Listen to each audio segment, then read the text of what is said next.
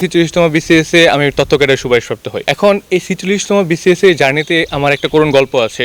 আমার মমতাময়ী মা, যে মা আমার সবসময় অনুপ্রেরণা ছিল, সেই মা 2025 সালের জুলাইয়ের 11 তারিখে মারা যায় এবং 2025 সালের 24 তারিখে আমার BCS এর রিটেন শুরু হয়। তার মানে এই যে অল্প দিনের ব্যবধানে আমার মা হারানোর পরে পরবর্তীতে আমাকে আবার রিটেনে বসতে হয়েছে এই সুখটা কাটিয়ে ওঠা। আমার জন্ম বেড়ে ওঠা মির্জাপুর উপজেলার কহেলাগ্রামে।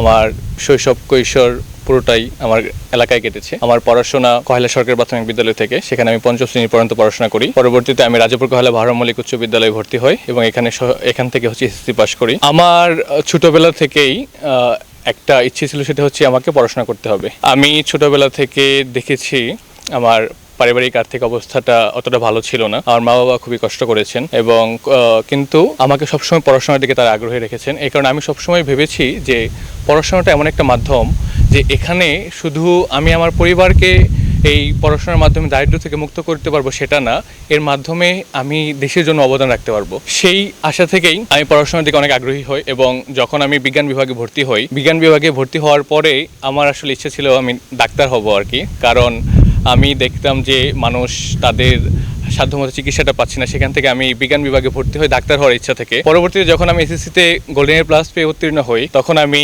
সরকারি বিজ্ঞান কলেজে ভর্তি হই। সরকারি বিজ্ঞান কলেজে ভর্তি হওয়ার সময় আমি ঢাকার ওয়ারিতে থাকতাম, সেখান থেকে আমি যাতায়াত করতাম এবং সরকারি বিজ্ঞান কলেজে পড়াশোনা করতাম।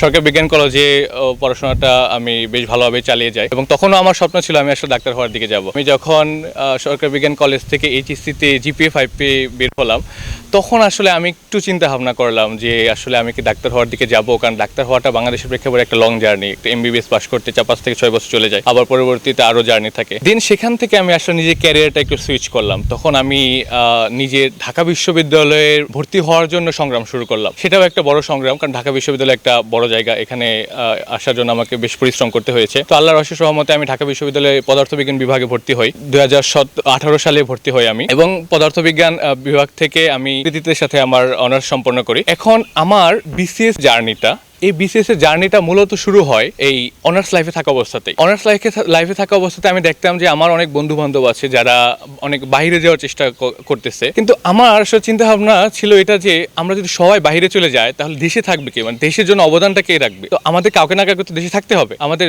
এই বড় বড় মেধাগুলো যদি দেশে বাইরে চলে যায় সেটা তো আসলে হতে পারে না। সেই চিন্তা ভাবনা থেকে আমি চিন্তা করলাম যে দেশে থাকতে হলে আমি কোন দিকে যেতে পারি, যেটা হচ্ছে আমার পারিবারিকভাবে আমাকে সাপোর্ট দিবে, আমি আমার পরিবারকে আমার আর্থিক অবস্থা থেকে যে দুরবস্থা সেটা থেকে বের করতে পারবো। আবার একই সাথে আমাদের দেশের একটা নীতি নির্ধারণী পর্যায়ে যেখান থেকে একটা বড় পরিসরে দেশের মানুষের জন্য অবদান রাখা যায়। দেশের দরিদ্র মানুষের জন্য যারা সামান্য সরকারি সেবাটুকু পায় না, ইউনিয়ন পরিষদে দেখা গেছে যে আমি যখন একটা জন্ম নিবন্ধন সনদ পর্যন্ত তুলতে যাই, মানুষ সেখানে অনেক সময় হয়রানি হইতে হয়। এই যে চিন্তা ভাবনা, এইসব চিন্তা ভাবনা থেকে মূলত আমার BCS এ আসা। কারণ এখানে BCS এ এখানে এমন একটা পরিসর যেখান থেকে আপনার খুবই এটা একটা দায়িত্বশীল জায়গা এবং মর্যাদাপূর্ণ জায়গা, এবং এখানে কাজ করার চমৎকার সুযোগ রয়েছে। সেই চিন্তা ভাবনা থেকে আমার BCS এ আসা এবং সেখান থেকেই আমি আমার অনার্স সম্পন্ন করার পরে 2024 সালে জানুয়ারিতে আমার প্রিপারেশন শুরু করে দেই।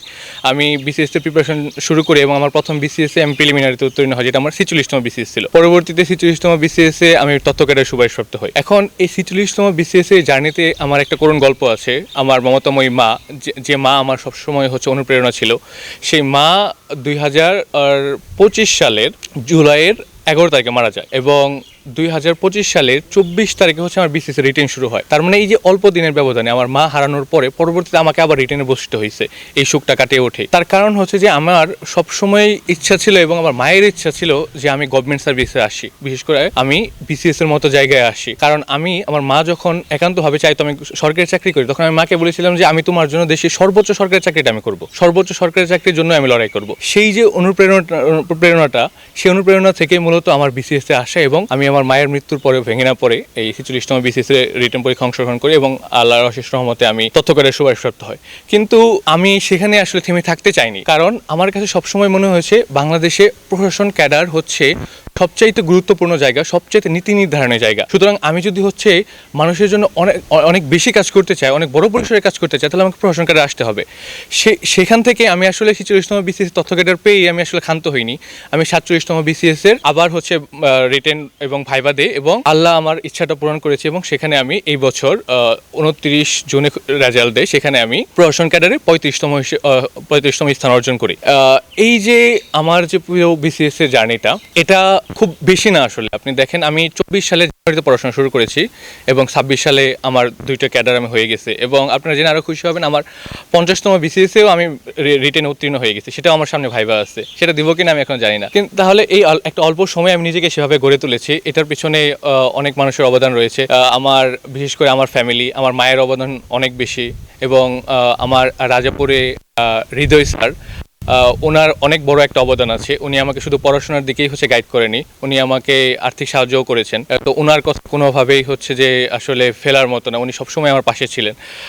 উনি ওনার ফ্যামিলিও আমার সবসময় পাশে ছিলেন, এবং রাজাপুরের আমার টিচার মোহাম্মদ আব্দুল খালেক, উনিও সর্বক্ষণ আমাকে অনুপ্রেরণা দিয়েছেন, আমাকে সবসময় সাহস জুগিয়েছেন।